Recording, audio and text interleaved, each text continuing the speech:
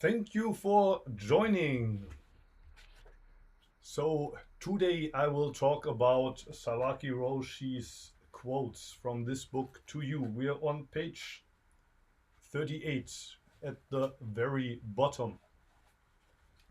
Sawaki Roshi says, people are impressed by strange things. You only need to be a little different, and the whole world is impressed. So I'm always making fun that some people dye their hair blue, but we all try to be just a little bit different from the others. Um, but Sawaki Roshi commented on this saying by Buddha Shakyamuni himself: in the whole universe, I and only I am special. And Sawaki Roshi says, well, actually, that's true for all of us. And I think the point he tries to make is we're not all special because we're all just a little bit different. All of us, we have a different DNA. And even if you have an identical twin, you're not exactly identical. We're all a little bit special. But that's not what makes us special. Um, what makes us, well, special in quotes is that if you wouldn't be here, the whole universe wouldn't be here. The the universe, how do you say, is open from that spot where you are. That's the opening of the whole universe. And for that, you don't have to be special. You don't have to be special. You don't have to need. You don't need a different hairstyle. You don't need a special tattoo. You don't have to be able to drink 2 liters of wine. But for some reason, we ignore that. We think, how do you say, all of us. Just being in this universe, just being an opening for the universe isn't special because all eight billion people are, in a way, an opening for the universe. Some people would maybe use the metaphor of being a window to the world. We're all windows to the world. But so we try to be a special window. We try to have an especially colorful window frame. But that's not the point. The point is you are that window and you can look through that window. Maybe all of the other windows, there's somebody looking through that window too. But this window, you have to look through that window. It's not about the color of the frame. It's not about if there's one glass or if it's a double glass. Who cares about that? Only you can look through that window right now. So I think that's what he means here with you only need to be a little different and the whole world is impressed. Everybody's looking at the window frame, but who cares? Who cares? Of course, there's nothing wrong with being different from the others. I'm not saying that we should all be the same. All I'm trying to say is who cares about the window frame? Okay, maybe Xuan, you can translate this short part, and after that I do one more, a little longer quote.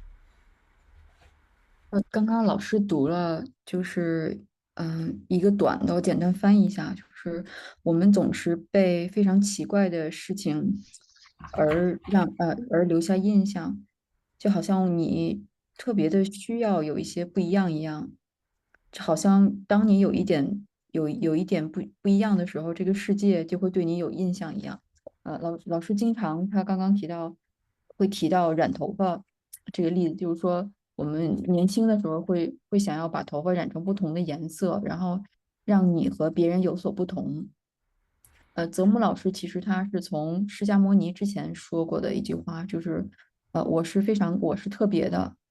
然后其实泽木老师是想借用他的这句话告诉大家，其实我们每个人都像释迦牟尼一样，每个人都是特别的。可能我们有不同的 DNA，或者是你有不同的身份，但是其实并不是这些让你变得不一样，而是你自己让你变得很特别。因为如果你不在的话，可能这个就是你所看到的这个世界它就不存在了。所以我们其实并不需要有什么特别之处，而往往我们恰恰是看不到这一点的。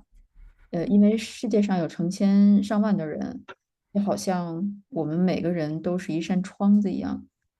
我们总是想要从一个特别的窗户往外看，或者是你想要看到这个窗框有一个和别的窗框不一样的样子。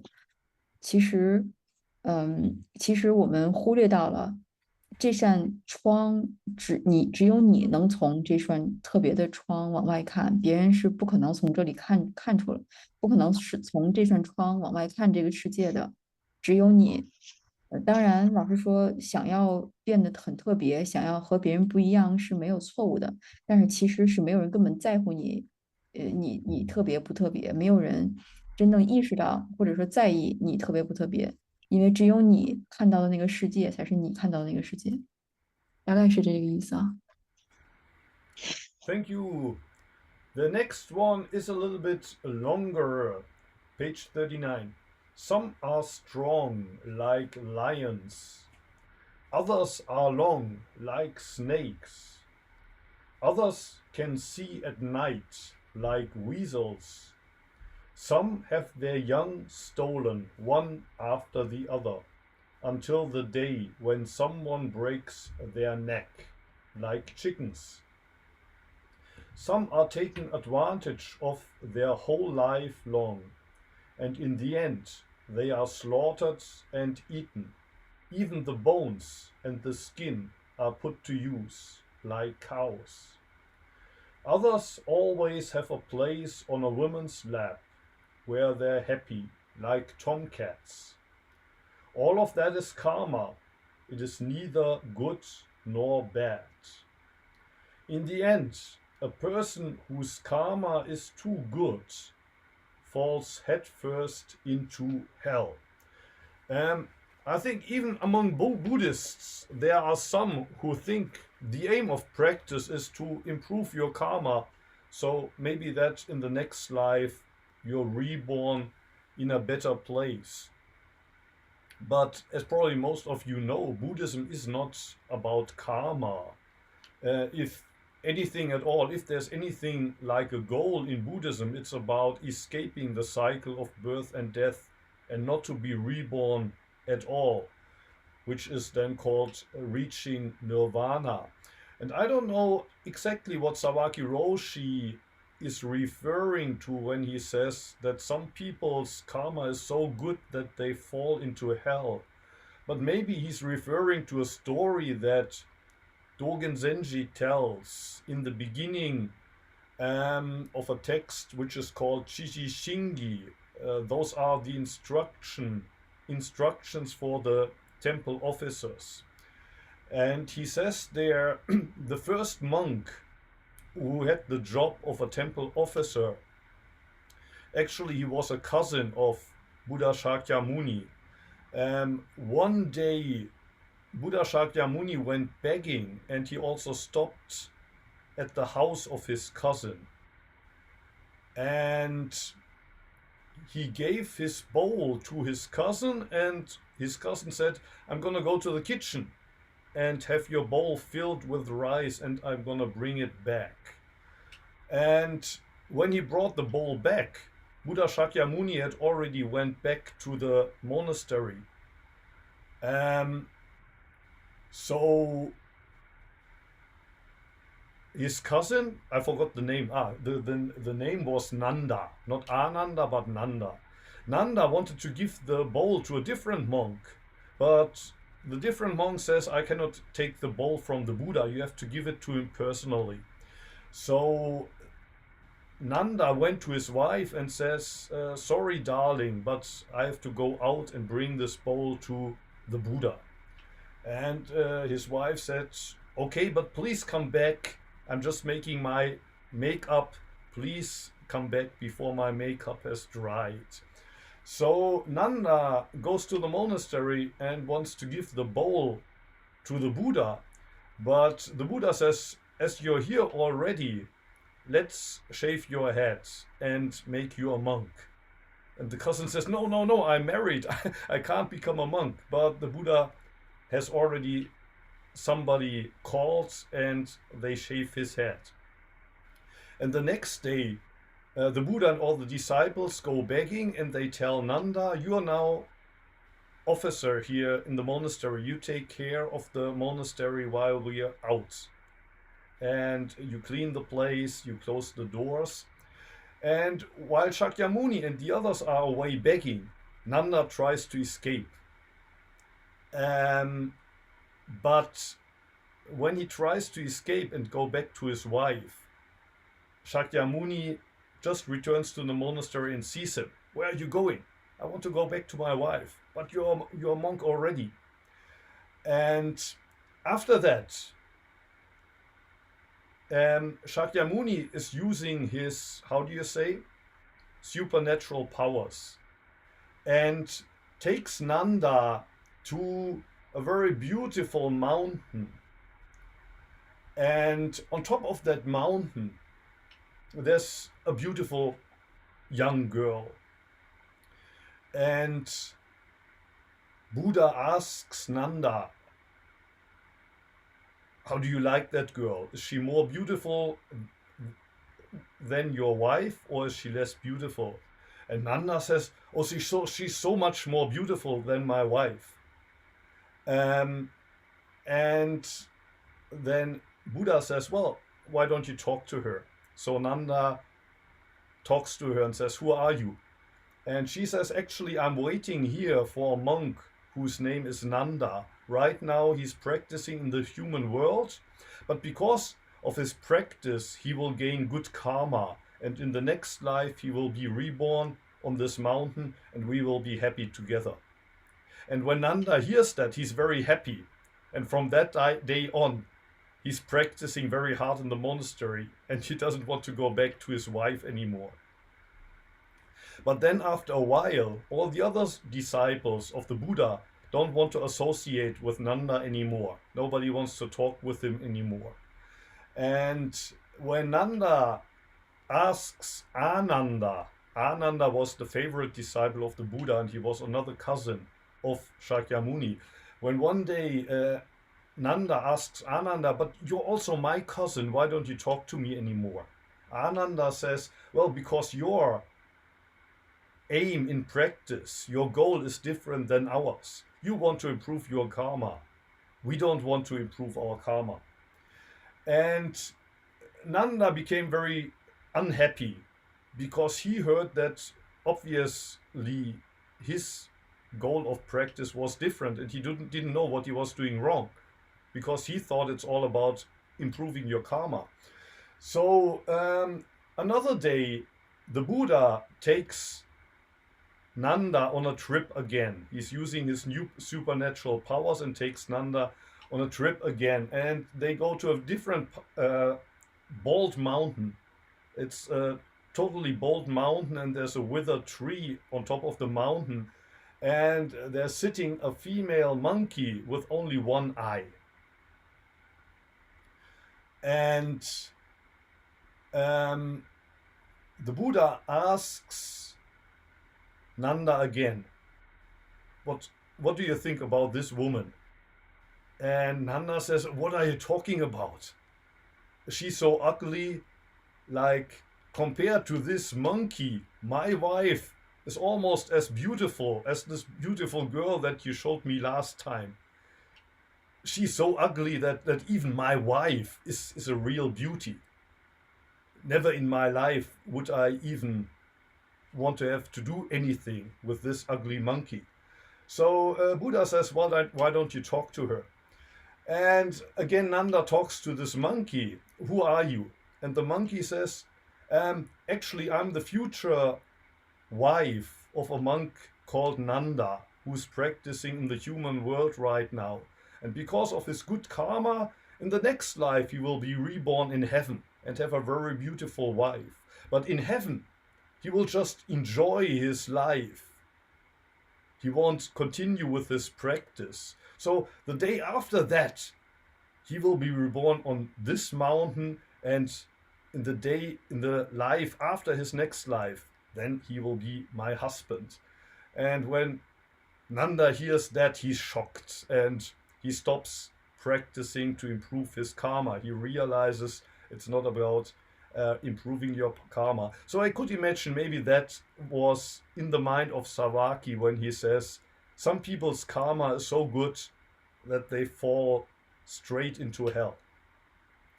And whatever, we don't practice to improve our karma. It's actually not about the karma. If you want to be strong, you will never be as strong as a lion. It's not about length.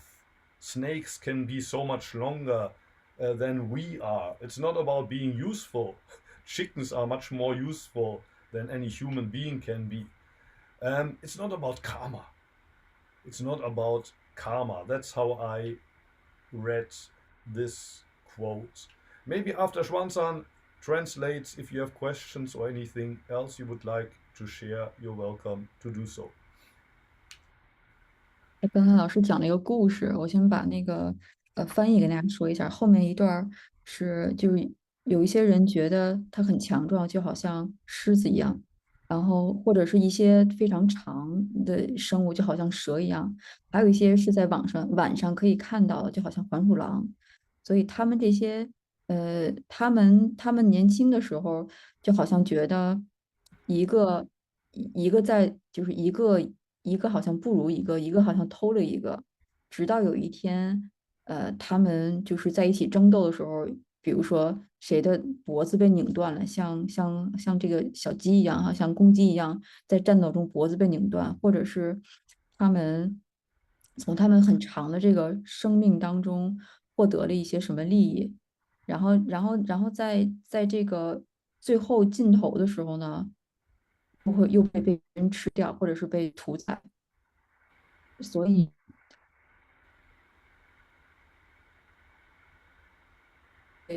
都会被用掉，就好像牛一样。然后其他的一些像我们一些女人哈，就是她们有些时候会觉得非常的猫一样，就非常高兴，好像所有这一些都是就是我们法语里面叫 karma，中文把它翻译成业哈，然后其实是没有，就好像这些都是关于他的业一样，就刚刚前面举的那些例子，要么好的，要么是不好的，但其实到最后呢，人的这个 karma 就是我们说的业。也有可能是你有很好的业，但是却掉入了地狱。然后老师刚刚说，其实释迦牟尼他，我们有释迦牟尼他好像就是在证明这个我们有一些人好像想要提高自己的业，就好像想要让自己有很好的业。其实我们了解佛陀，就是在学习的时候，其实你应该这样，其实它不是关于业的，它是关于你从这个serve，就是你从这个我们所说的 samskara，就是那个循环当中出来，其实是关于涅槃的，而并不是你要想要修一个好的业或是不好的业，其实是关于涅槃，从这个循环当中出来。你看这里面，泽木老师他提到了，其实有很好的业的人，也有可能先走入地狱。就是老师刚刚讲了一个很长的故事啊，我简单的叙述一下，就是释迦牟尼他有一个侄子叫 Nanda，然后Nanda 去看他的时候呢，就释迦牟尼去找他这个侄子的时应该不是，应该是他的兄弟吧，就是表兄弟，应该是表兄弟啊，或者是堂兄弟啊，我不知道老师说那个 cousin 指的是表兄还是堂兄，就指的是他一个，应该是我就说堂兄啊，可能是堂兄弟。然后他堂兄弟这个妻子就说：“你看我在化妆，你可以去见就是释迦牟尼，你看完他之后马上回来，最好是在我这个妆干了之前，你就赶快回家。”结果呢，男的去见了释迦牟尼之后，释迦牟尼就马上告诉他：“你要跟我出家，你被我们选定了，你要跟我出家。”然后结果就三下五除二把他的头剃了，然后让他就当时就出家了。然后他特别的，因为他本身不想出家嘛，而且他妻子还在家里等他，他非常的想回家。第二天呢，那个释迦牟尼就跟他说：“你现在是我们这个寺庙的领头的，就是你是我们这个负责的人了。然后你要负责打扫卫生，负责去化缘，你要负责比如说帮我们做饭呀，就是等等一系列事情。然后其他这些和尚就出门儿了，他们就出去，可能应该是化缘，反正是，然后就留了他在这个寺庙里面做工作。可是释迦牟尼他们那些佛陀和他其他弟子刚一走，然后南达就非常想逃跑，可是他逃跑的时候就被他们抓回来了嘛，就说你干嘛？你去干嘛？你怎么能走呢？你已经出家了。他说不行，我的妻子还在家里等着我，我必须得回家呀，我不想出家。你怎么能？我不想留在这儿，我必须要走。后来佛陀就用他的就是神奇的力量啊，把他带到了一个非常漂亮的山上，然后这山上有一个美女，那个女的长得特别漂亮。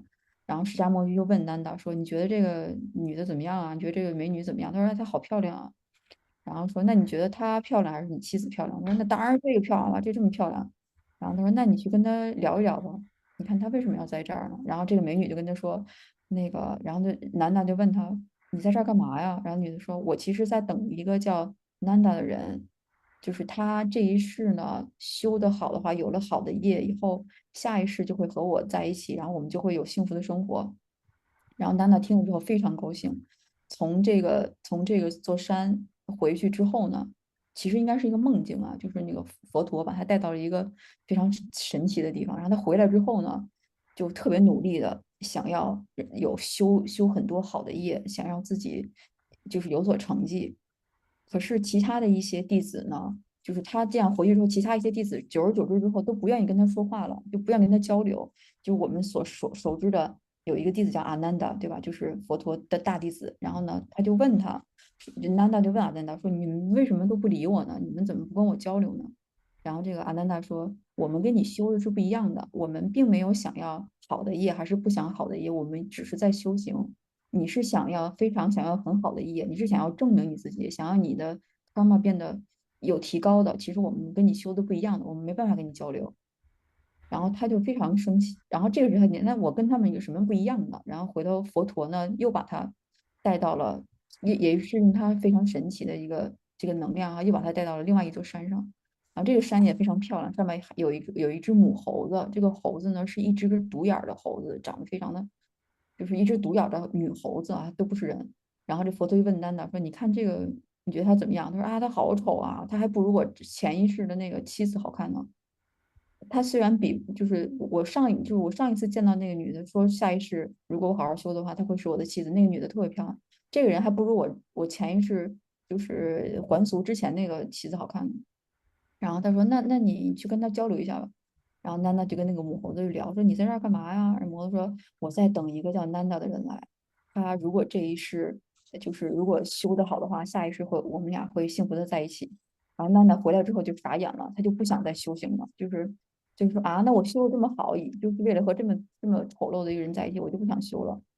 你看，其实就是这个故事啊，其实佛陀就是想告诉他，其实修行是没有好和坏的，并没有什么好的业和不想好的业，根本就不是关于 karma 的这个修行。所以就好像他那个泽木老师前面提到了，你想要变得很强，并不一定要像狮子一样，你是一条蛇也会变得非常强。就是就好像你想要有这种魔力，你不一定变成他那个样子，你那个样子其实也会很强。所以修行它并不是关于一个好的业还是不好的业，它是关于你自己的一个练习，一个修行，大概是这个意思啊。Thank you very much. So, if you have questions, anything you would like to share, you're welcome to do so. Any questions? Tanya, please. I have a comment to the last quote of Kodo Sawaki. You told the story. Thank you very much. The story about a cousin of Buddha. And I thought, yes, I see the reason Kodo Sawaki was thinking. But I had another idea while Xuan was translating. Maybe just so too easy or dumb, this idea. But if you get attached to your good karma, this is bad karma. You with the attachment to any pleasant kind of feeling, you are right into hell. So it's my feeling, my experience. And so, yes, that's what I wanted to share. Yes, of course. Like Dogen Zenji says, well, even if you're attached to enlightenment or you think you're enlightenment, that's the biggest illusion you could have. And the other way around, if you think I'm deluded, that's already a form of enlightenment. But just as you said, if you're attached to your good karma, that leads to bad karma. So yeah, I think that's true.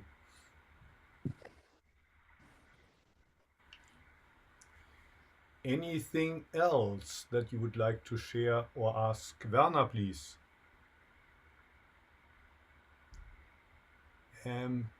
Today we can't hear you. I think you're still in mute. Now you can hear me. Now we can hear you. Yes, okay. Well, there is white karma and black karma. Sometimes I think, is it possible to make no karma? This would be the solution, maybe.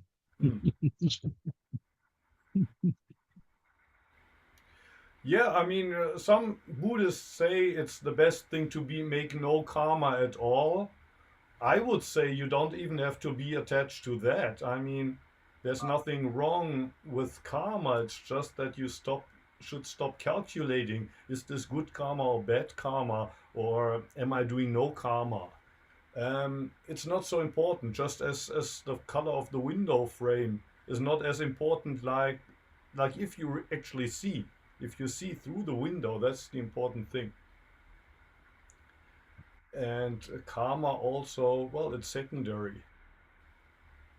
It's part of to use another metaphor that many people use. Karma is inside the movie. It's kind of part of the script in the movie. But in Buddhism, it's more about if you're actually seeing the movie and if you're playing the role, and good karma or bad karma, it's not so important. Play your role, be in the movie, watch the movie, enjoy the movie. Yeah, sometimes I think I'm in Thailand. There is Theravada Buddhism, and sometimes I think Buddhists are already scared about the next life because karma idea. You understand? Yeah. Yes. Yeah. And the other horrible thing is some people fear then that they will be born in a hell. Yeah, for instance. Yeah. Yes. I was in a theme park in Chonburi near Bangkok, and then they make statues for the hell. Yeah, what's going on in the hell? And this is horrible. Yeah, Marquis de Sade is nothing against these sculptures. Yeah, and parents go with children, and the children are scared already. Yeah, this is the same thing as in Christianity, where we were told, when you are not a brave boy, a good boy, you go into the hell. Yes, it's the same. Yeah.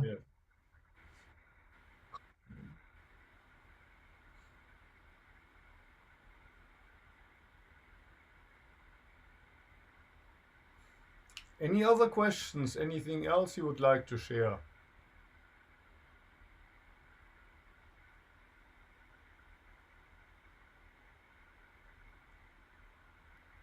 Nothing special? Because it's just 9 o'clock. So if you have nothing else to ask or share, I thank you very much. Next week we come back to the Heart Sutra. So thank you, Xuan for hosting us here. Thank you everybody for participating. Have a good week, and if you like, same time, same place again next week. Thank you very much. See you. Bye-bye. Thank you, Muho. Glad your voice is better this week. Yeah, it's improving. It's still not super good, but it's improving. Better, yeah. Thank Cool. you. Thank you. Next week.